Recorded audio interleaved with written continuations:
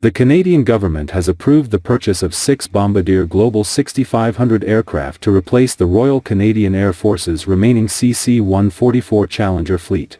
According to government statements, the contract is valued at $753 million and includes not only the aircraft but also pilot training and long-term maintenance support. The first of the new jets is expected to be delivered by summer 2027, with the aircraft entering service before the end of that year. The Global 6500 jets, manufactured by Bombardier, will replace the last 4 Challenger aircraft currently operated by the Royal Canadian Air Force. Those Challenger jets have been in service since the 1980s and are used to transport senior officials, including the Prime Minister and the Governor-General, as well as for other government duties. In a public statement announcing the decision, Canada's Secretary of State Stephen Four said the purchase reflects both industrial and defence priorities. Our government is supporting Canadian workers and industry while making generational investments in the Canadian Armed Forces, Four said. Today, we announced a $753 million contract with Bombardier to acquire 6 Global 6500 aircraft to replace the existing Challenger CC-144 fleet.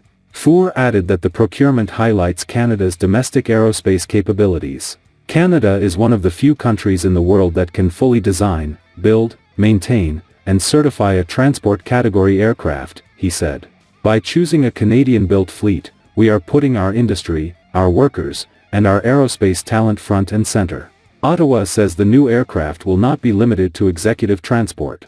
According to government officials, the Global 6500 jets will also be used for medical evacuations, humanitarian missions, and disaster relief, expanding their role beyond traditional VIP travel. This investment will create hundreds of good jobs across Canada while providing the Royal Canadian Air Force with modern, versatile aircraft for humanitarian missions, medical evacuations, and national security operations, Four said.